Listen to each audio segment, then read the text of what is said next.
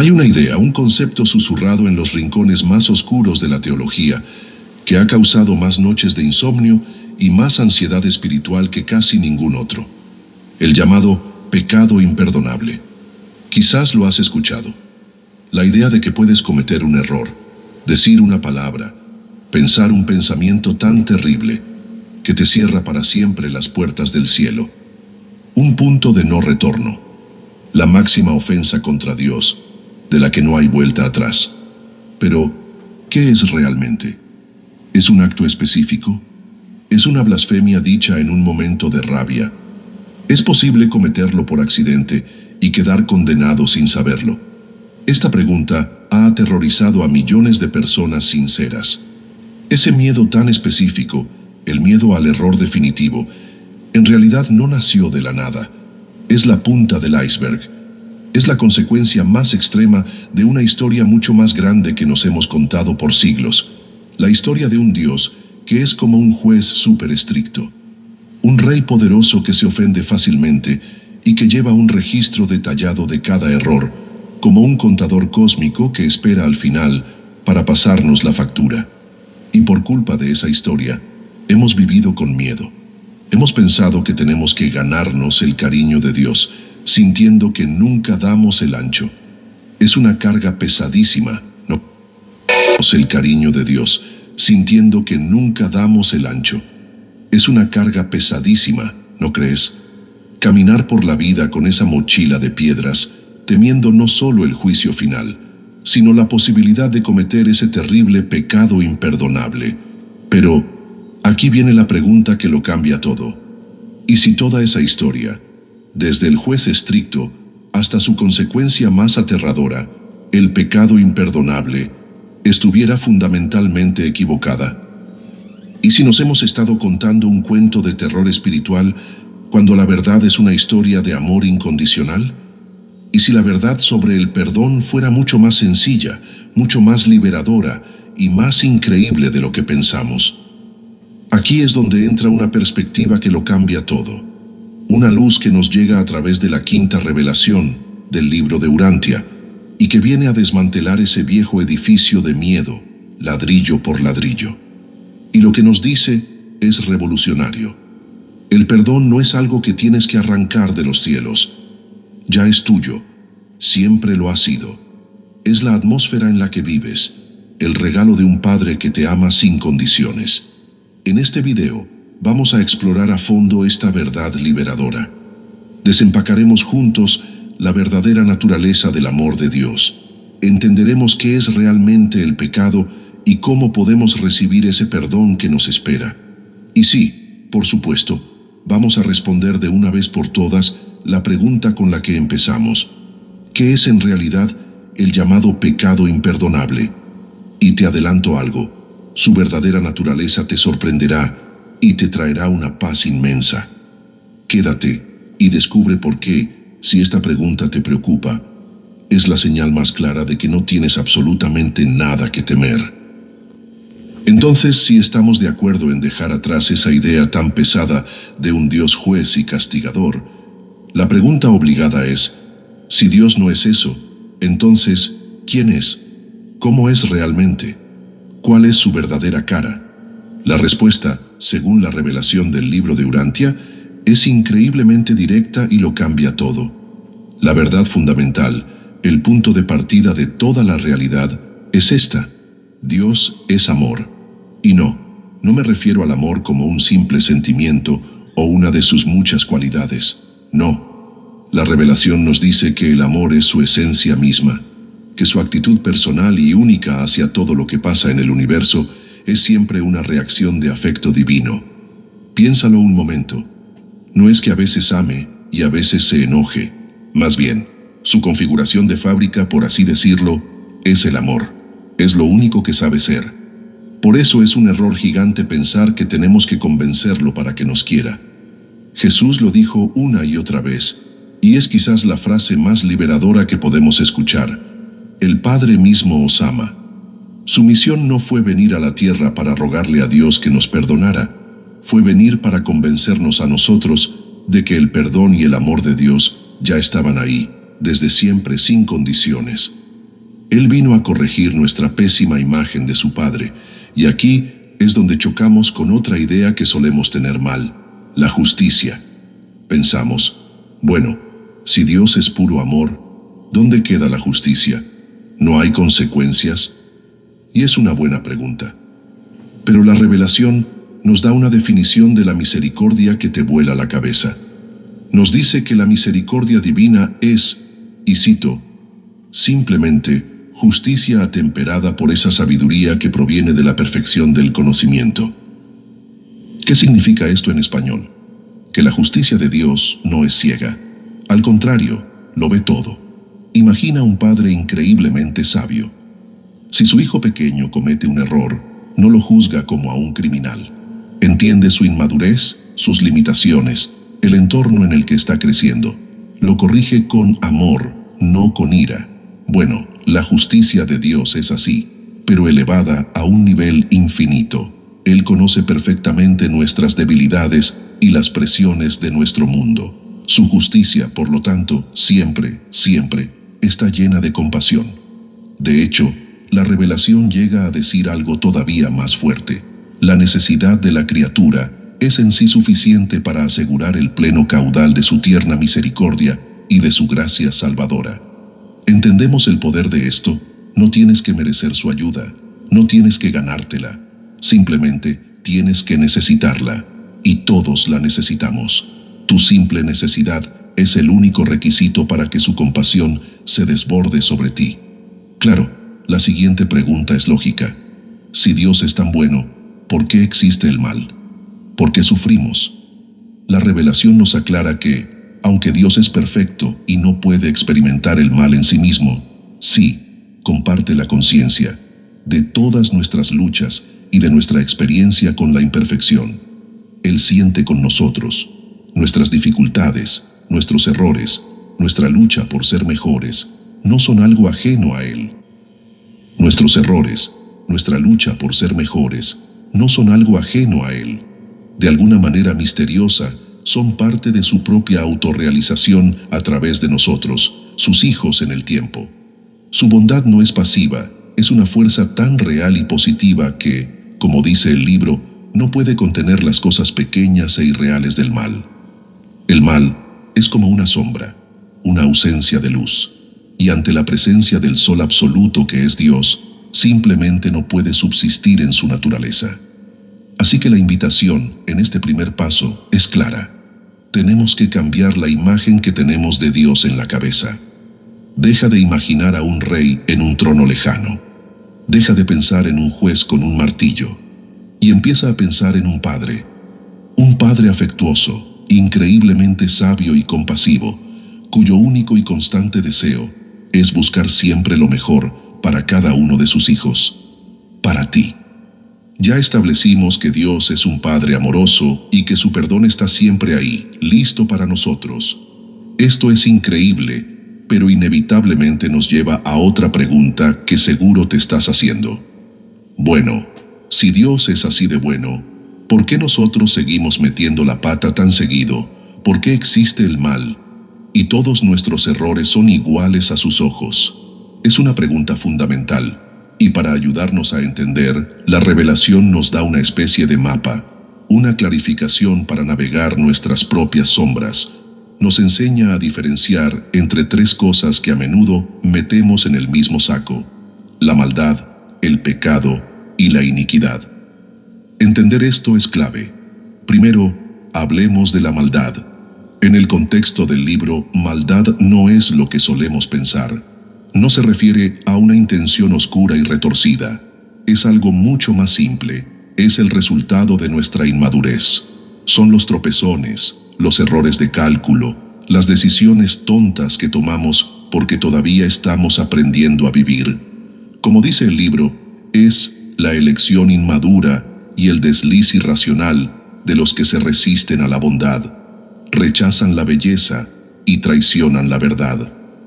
Piénsalo como un niño que está aprendiendo a caminar.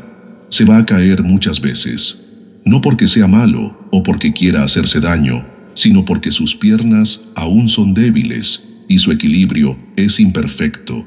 La maldad, en este sentido, Es la consecuencia inevitable de ser criaturas en evolución en un mundo imperfecto.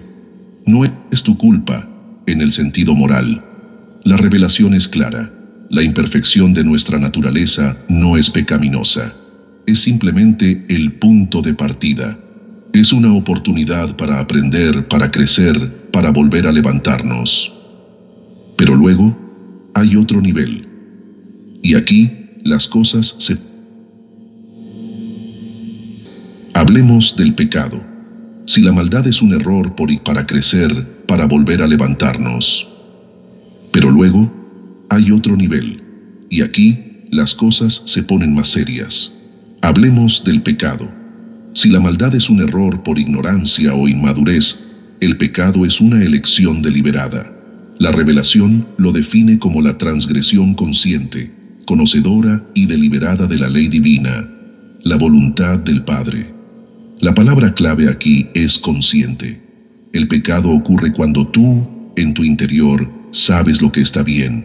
Sientes esa guía del Espíritu que te dice, por aquí es el camino. Y aún así, eliges hacer lo contrario. Es un acto de rebelión voluntaria. No es un no sabía. Es un sé lo que es correcto, pero no me importa. Hay una frase potentísima en el libro que dice que el pecado no es hijo de una naturaleza defectuosa, sino más bien el descendiente de una mente conocedora dominada por una voluntad no sumisa. En otras palabras, el pecado no es un defecto de fábrica en tu alma. Nace cuando tu mente sabe perfectamente cuál es el camino de luz, pero tu voluntad, tu ego o tu terquedad se imponen y dicen, no, yo quiero hacer esto otro. Es usar tu libertad para darle la espalda a Dios, a sabiendas. Y finalmente está el nivel más extremo, y afortunadamente el más raro, la iniquidad. Si el pecado es un acto de rebelión, la iniquidad es cuando haces de la rebelión tu forma de vida. Es la transgresión voluntaria, decidida y persistente de la voluntad de Dios.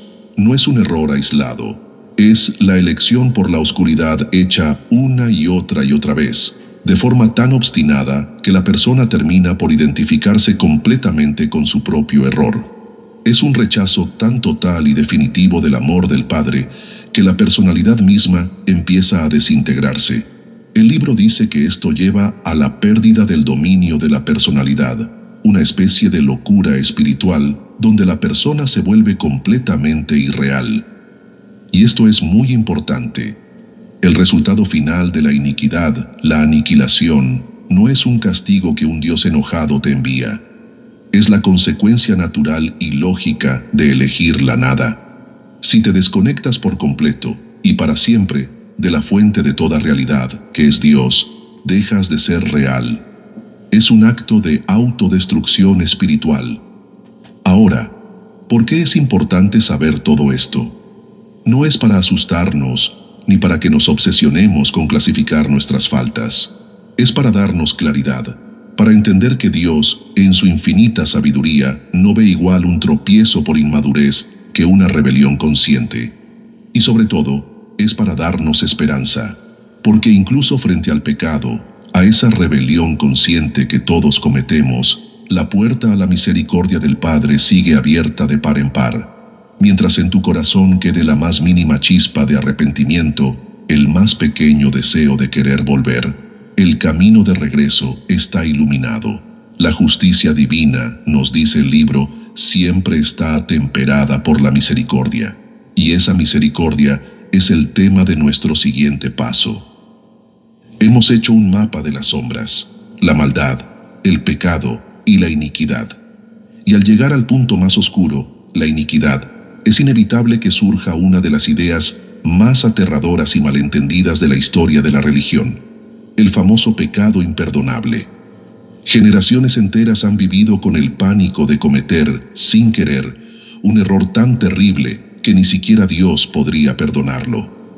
Así que vamos a hacer una pausa aquí, porque es fundamental aclarar lo que la revelación nos dice al respecto. La primera y más importante aclaración es esta: no existe un pecado que Dios, por su parte, se niegue a perdonar. Su naturaleza, como ya vimos, es ser infinitamente misericordioso. Su perdón no tiene límites. Él nunca, jamás le cierra la puerta a un hijo que quiera volver.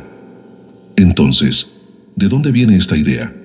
El llamado pecado imperdonable no es un acto específico que cometes, sino un estado al que una persona puede llegar después de un larguísimo y trágico camino de elecciones. Es lo que sucede cuando una persona, de manera consciente, deliberada y, sobre todo, persistente, rechaza el perdón de Dios. No una vez en un mal día, no en un momento de rabia, sino siempre, como una política de vida. Es cuando la mente se identifica tan total y completamente con la iniquidad que llega a un punto de no retorno. La persona ya no quiere el perdón, rechaza la salvación, elige la rebelión como su identidad final y eterna. En ese punto, el estado se vuelve imperdonable, no porque la misericordia de Dios se haya agotado, sino porque la criatura misma ha soldado la puerta por dentro y ha tirado la llave. Ha rechazado de forma definitiva la única cosa que podría salvarla. ¿Y cuál es la consecuencia de esta elección final? Es lo que la revelación llama un suicidio espiritual. No es un castigo de un Dios vengativo. Es una consecuencia cósmica, casi matemática. En un universo que es fundamentalmente real, verdadero y espiritual, una actitud que elige ser permanentemente irreal, falsa y antiespiritual, simplemente no puede seguir existiendo. Es como una nota que está tan desafinada que se cancela a sí misma en la gran sinfonía del ser.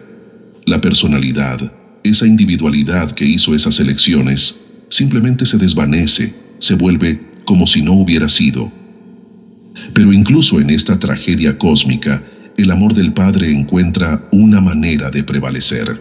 La revelación nos consuela con un detalle profundo. Esa chispa divina que vivía dentro de esa persona, el ajustador del pensamiento, es indestructible. Él no puede pecar y no puede ser destruido. Él regresa al seno del Padre. Y los valores y experiencias de la vida de esa criatura que tuvieron algún significado espiritual no se pierden. Son absorbidos en la gran experiencia de la creación. Nada bueno se pierde jamás. Lo único que cesa es la identidad individual que eligió no continuar. Quizás te preguntes, ¿y por qué se permite que alguien llegue a ese punto? La respuesta es, por el respeto absoluto a nuestra libertad y por una misericordia tan grande que nos da todo el tiempo del universo para decidir. Un padre amoroso no se apresura a condenar a un hijo descarriado. Le da todas las oportunidades posibles para que recapacite. La paciencia divina espera hasta el último momento, con la esperanza de que la misericordia pueda salvar lo que la justicia, de otro modo, tendría que disolver. Ahora, quiero terminar este punto con algo muy importante. Si a ti te preocupa haber cometido el pecado imperdonable, la buena noticia es que es prácticamente imposible que lo hayas hecho. El simple hecho de que te preocupes, de que busques a Dios, de que sientas el anhelo de estar en paz, de que estés viendo este video, todo eso es una prueba irrefutable de que tu corazón no ha cerrado la puerta. Es la voz de tu ajustador que sigue llamándote.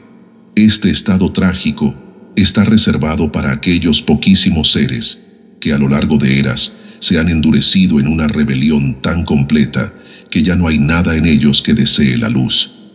No es nuestro camino. Ahora que hemos aclarado este punto tan oscuro, volvamos a la senda de la inmensa mayoría, nuestro camino, el camino de la luz, la esperanza y la reconciliación. Al final de la última parte, dijimos algo clave, que mientras quede una chispa de arrepentimiento, el camino de regreso a casa siempre está iluminado. Ahora, la pregunta del millón es, ¿cómo caminamos ese camino? ¿Cómo pasamos de saber que el perdón de Dios existe a sentirlo de verdad, a vivirlo en carne propia? Aquí es donde entramos nosotros. La revelación es muy clara en esto. El perdón es un regalo, pero para poder abrirlo y disfrutarlo se requiere nuestra participación consciente. Imagina que el amor de Dios es un océano infinito de gracia que nos rodea. Él ya hizo su parte. Pero para poder beber de esa agua, para que nos quite la sed del alma, necesitamos construir un puente desde nuestra orilla hasta Él. Y ese puente, nos dice la revelación, se sostiene sobre 4 pilares fundamentales que dependen de nosotros. Son las 4 acciones que nos permiten recibir la gracia que ya está ahí. El primer pilar es la fe, y no hablo de una fe ciega o infantil. El libro habla de una fe viva y confiada del hombre adulto. Es una decisión consciente, es la llave que abre la puerta. Piénsalo así, la salvación, el perdón, es un regalo que el Padre te está ofreciendo ahora mismo. La fe es simplemente tu capacidad de levantar la mano y decir, sí, lo acepto, gracias. Acepto que soy tu hijo, acepto que tu amor y tu perdón son también para mí. No tienes que entenderlo todo, solo tienes que confiar. Es el sí de tu corazón, y ese sí lo cambia todo. Por la fe, dice el libro, eres justificado y eres salvado. Es el primer paso para conectar. El segundo pilar es el arrepentimiento sincero. Y cuidado aquí. Arrepentirse no es darse de latigazos con la culpa o sentirnos basura. Para nada. La revelación lo llama el repudio vil de la deslealtad. ¿Qué significa? Es un acto de honestidad brutal y valiente contigo mismo. Es pararte frente al espejo de tu alma, sin excusas y decir, me equivoqué. Esto que hice no está alineado con quien realmente quiero ser. Este no es mi camino. La confesión no es para informarle a Dios de algo que no sepa. Él ya lo sabe. Es para transformarte a ti. Es el momento en que decides cambiar de dirección y realinearte con la voluntad del Padre. Es un acto de humildad que limpia y libera. Ahora, el tercer pilar. Este es, quizás, el más difícil de construir, pero es el que sostiene la mayor parte del peso. Es la condición que Jesús repitió hasta el cansancio: perdonar a los demás. Recordemos la oración que nos enseñó: perdona nuestras ofensas, así como nosotros perdonamos. Esa pequeña frase, así como, es una ley espiritual inquebrantable. El libro lo confirma. El perdón de Dios se vuelve real y tangible en tu vida solo en la medida en que Él mismo perdona a sus semejantes. ¿Por qué? Piénsalo. Si tu corazón está cerrado, endurecido por el rencor, la amargura o el deseo de venganza, ¿por dónde va a entrar la gracia de Dios? Es imposible. Mantener el rencor es como construir un muro dentro de tu propia alma. No puedes pedirle a Dios que derrumbe el muro que Él no construyó. Tienes que bajarlo tú. Por eso Jesús fue tan radical. Cuando le preguntaron si había que perdonar 7 veces, Él respondió: no, 70 veces 7, que es como decir, siempre, sin llevar la cuenta, porque no puedes recibir la misericordia que tú mismo te niegas a dar. Y finalmente, el cuarto pilar, el deseo sincero de hacer la voluntad del Padre. Y esto es muy importante. No se trata de una obligación para pagar el perdón. Es la consecuencia natural y gozosa de haberlo recibido. Si de verdad tienes fe en que eres un hijo amado, si te has arrepentido de corazón y estás trabajando en perdonar a otros, ¿cuál es el resultado lógico? Que empiezas a querer vivir de una forma diferente. Nace en ti una gratitud tan profunda que lo único que quieres es responder a ese amor inmenso, buscar la voluntad del Padre y tratar de vivir en sintonía con ella se convierte en tu mayor alegría, no en tu carga. Ahí lo tienes. Los 4 pilares de nuestro puente: fe para aceptar el regalo, arrepentimiento para ser honestos, perdonar a otros para abrir el corazón, y el deseo de vivir en sintonía como nuestra respuesta de amor. Dios ya construyó el destino, esa orilla de luz y paz. A nosotros nos toca construir el puente para llegar allí. Es nuestra participación consciente en nuestra propia liberación.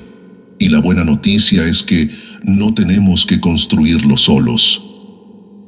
Al final del último acto, dejé una idea flotando en el aire, que no tenemos que construir ese puente de la reconciliación completamente solos. Y esta es, honestamente, la parte más hermosa y alucinante de toda la revelación. Es la prueba definitiva de que no estamos abandonados en este viaje, porque el Padre, en su infinito amor, no solo nos dio el destino y nos mostró el camino, también nos equipó con un equipo de ingenieros celestiales, una ayuda divina que trabaja con nosotros y sobre todo dentro de nosotros. Primero, tuvimos la revelación viviente. La vida de Jesús de Nazaret fue la demostración en carne y hueso de todo lo que hemos hablado. Él fue el puente personificado. No vino, como ya dijimos, a comprar el perdón, sino a vivirlo, a respirarlo, a mostrarle al mundo con hechos y palabras cómo es realmente el corazón del Padre. Fue el mapa hecho hombre. Pero la ayuda no terminó cuando Él se fue.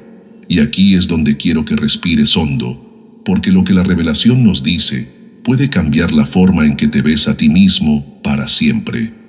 Dentro de ti, en este preciso instante, habita lo que el libro llama el ajustador del pensamiento.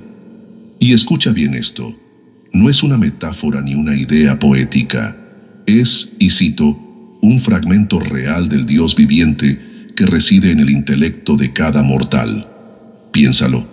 Una porción literal de la divinidad del Padre del Paraíso vive dentro de tu mente. Es tu brújula espiritual, tu monitor interior. Esa vocecita que a veces sientes en lo más profundo, que te empuja a ser mejor, que te inspira una idea noble, que te produce un profundo anhelo de verdad, de belleza, de bondad. Ese es tu ajustador. Es tu conexión personal y directa con Dios, un ancla en la eternidad que tienes dentro de ti. Su única misión es guiarte, inspirarte y ayudarte a tomar las decisiones que te alineen con la voluntad del Padre para, finalmente, llevarte a casa. Y por si fuera poco, no estamos solos con esa chispa. Jesús nos prometió que no nos dejaría huérfanos y cumplió. Nos envió el Espíritu de la verdad. Piensa en Él como el Espíritu del propio Jesús, una presencia viva que nos acompaña siempre. Si el ajustador es la brújula que nos da la dirección al Padre, el Espíritu de la verdad es la luz que ilumina el mapa de las enseñanzas de Jesús para que entendamos el camino. Es el consolador que nos recuerda la verdad del amor de Dios cuando estamos perdidos en la culpa. Es la presencia que nos reconforta y nos guía a aplicar la verdad en el día a día. Ambos, el ajustador y el Espíritu, trabajan en equipo dentro de ti para ayudarte a crecer. Entonces, tenemos un equipo divino interior. La pregunta es, ¿cómo nos comunicamos con ellos? ¿Cómo colaboramos activamente con esta mecánica divina? La respuesta es la oración. Pero de nuevo, tenemos que redefinir lo que es orar. El libro nos da una clave fundamental. La oración no cambia la actitud divina hacia el hombre, pero sí cambia la actitud del hombre hacia el Padre inmutable. Esto es importantísimo. No oras para convencer a Dios de que te perdone. Él ya te perdonó. Oras para cambiar tú. Oras para hacerte capaz de recibir ese perdón. Imagina que tu alma es un terreno seco y la gracia de Dios es un río. La revelación dice que la oración excava canales más amplios y profundos por los cuales pueden fluir los dones divinos hacia el corazón humano. Cada vez que oras con sinceridad, con fe, con un deseo real de conectar, estás cavando. Estás haciendo el canal de tu alma más grande y más hondo, para que cuando el río de la gracia llegue, no se desborde y se pierda, sino que te inunde, te llene y te transforme. Así que ahí está el secreto. No estás solo construyendo tu puente. Tienes el plano perfecto en la vida de Jesús. Tienes una brújula divina y una luz interior que te guían a cada paso. Y tienes una herramienta, la oración, para ensanchar tu alma y recibir toda la ayuda, todo el amor y todo el perdón que el universo tiene para darte. Estás divinamente equipado para el éxito espiritual. Y así llegamos al final de nuestro viaje, pero al verdadero comienzo del nuestro. Si tuviéramos que resumir todo lo que hemos explorado, el mensaje final de esta revelación es simple y es gloriosamente esperanzador. El Padre Universal no está enojado contigo, no está airado con nosotros. Su actitud hacia ti es de un amor invariable y eterno. Somos nosotros quienes, a veces por ignorancia, a veces por terquedad, nos alejamos y nos escondemos en las sombras de la culpa, como Adán en el jardín. Pero la verdad es que Dios siempre nos está buscando, siempre nos está llamando, como un padre cariñoso que corre por el camino en busca del hijo que se fue, no para castigarlo, sino para ofrecerle el abrazo del perdón antes incluso de que pueda pronunciar su disculpa. Si tan solo nos damos la vuelta y respondemos con fe, descubriremos que Él ya venía corriendo a nuestro encuentro. No existe pecado tan grande que el amor del Padre no pueda perdonar.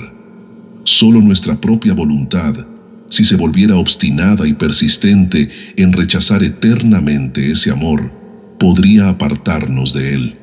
Por tanto, esta es la gran convocatoria, la invitación para ti, para mí, para todos nosotros que buscamos la luz.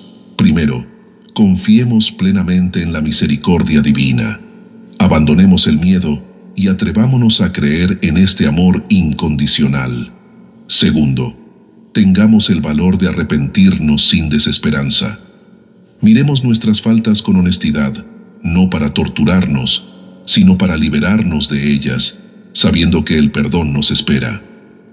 Y tercero, tengamos la humildad de perdonarnos unos a otros.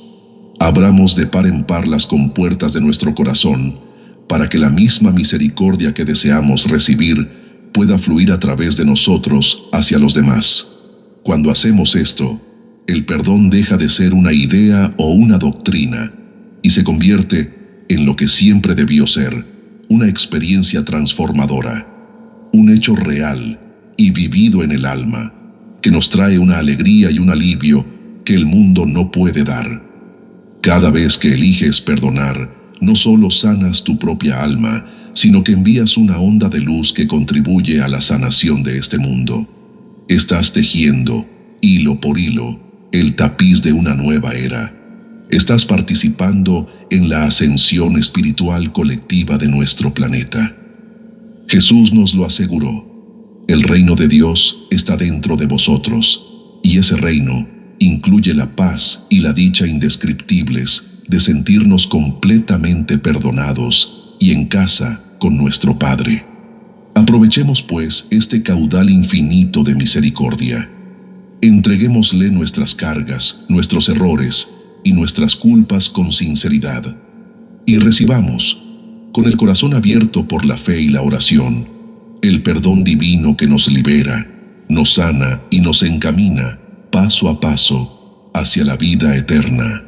Amén.